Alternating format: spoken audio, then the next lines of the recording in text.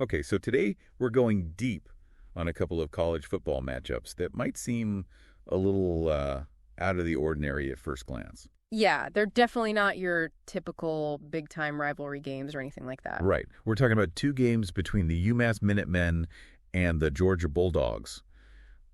You sent me some articles on these games, and I got to say, I was intrigued right away. Yeah, I can see why it's not every day you see a team like UMass, kind of a program that's still finding its footing, Yeah, going up against a college football powerhouse like Georgia. exactly. Like, talk about a David versus Goliath situation. Absolutely. And to make it even more interesting, both of these games were played in Athens, Georgia at Sanford Stadium. Ah, Georgia's home turf. Yeah, so, right off the bat, UMass is facing an uphill battle just based on the venue.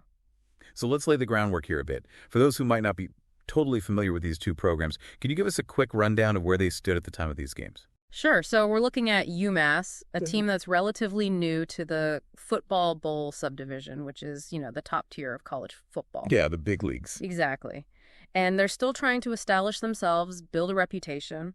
And then on the other side, you have Georgia, a program with deep roots, consistently ranked among the nation's best. Okay, so a pretty significant difference in pedigree, I guess you could say. Oh, yeah, for sure. During both of these games, we're talking about Georgia being ranked in the top 10 nationally. Yeah, a real powerhouse. Absolutely. Yeah. Now, here's where it gets kind of interesting. Both games ended with the exact same score, Georgia 66, UMass 27. Okay, wait. So two completely separate games, years apart, same score. Same score, which, on the surface, you might think, oh, well, that's all you need to know, right? Yeah, total blowouts, nothing more to see here. But trust me, there's a lot more to unpack here than just the final scores. I'm all ears.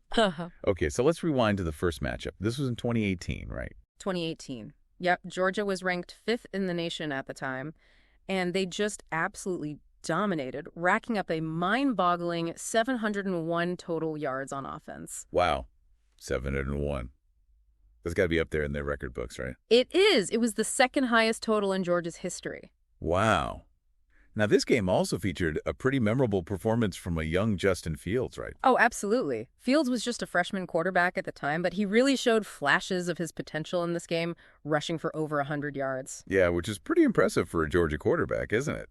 I mean, they're not exactly known for their running quarterback. No, you're right. It's a pretty rare feat for them. It was only the third time a Georgia quarterback had hit that 100-yard rushing mark in a single game since 1976. Wow, talk about a glimpse into the future. I mean, Fields obviously went on to have a phenomenal career. Yeah, so even in these kind of lopsided games, there are these little nuggets, these moments that hint at future greatness. Yeah, absolutely. Okay, so now let's fast forward to 2024. All right, 2024. And the landscape has shifted a bit for both teams. Right. UMass is coming in with a 2-8 record. Not exactly a stellar season. And to add to their woes, their head coach had been fired just before this game. Oof. Yeah, not ideal. Meanwhile, Georgia's still a dominant force, sitting at number 8 in the national rankings. So again, we're looking at a pretty clear mismatch, at least on paper. For sure. But, it's interesting to think about what these games represent for each team. Okay, yeah, let's break that down. What's at stake here for a team like UMass when they step onto the field against a giant like Georgia?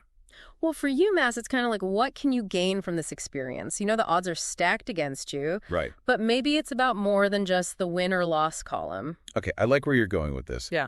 So for UMass, it's maybe about testing themselves against the best, building some resilience. Exactly. Or maybe it's a chance for some of their players to showcase their skills in front of a national audience. You never know. A scout might see a diamond in the rough out there. Yeah, that's a good point. And it could even be a recruiting tool for UMass down the road.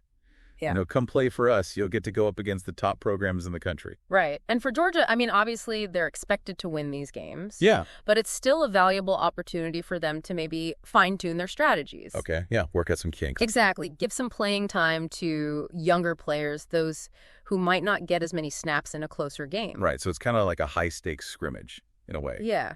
And there's also the financial aspect to consider, too. Oh, right. The money. For a smaller program like UMass, getting paid to play these guaranteed win games against the big schools can be a significant source of revenue for their athletic department. Makes sense. But I got to ask, from a fan's perspective, doesn't this kind of create a situation where these games become predictable? Yeah, I can see that point of view, and it definitely raises some questions about competitive balance in college football. Right. Like, Yeah. Is it really beneficial for Georgia in the long run to keep playing these kinds of games? Or is it just padding their stats?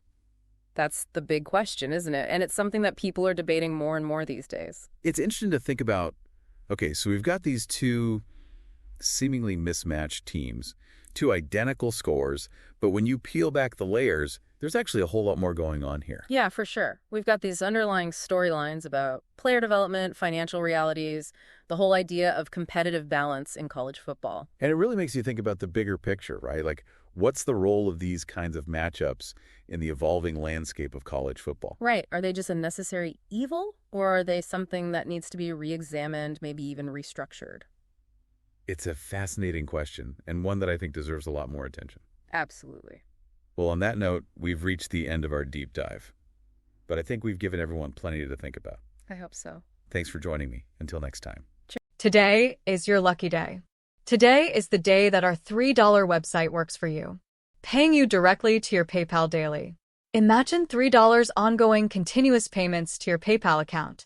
Imagine falling asleep and waking up to $300 in your PayPal account. How would this make you feel? How could this help you? What bills could you pay? What kind of fun could you have? What does that retirement look like now? All for a one-time payment of $3. This website is DFY done for you, fully built and completely hosted, and never stops collecting payments for you. You have spent $3 on coffee on a regular, but that coffee won't help you create multiple streams of income. Click the link below.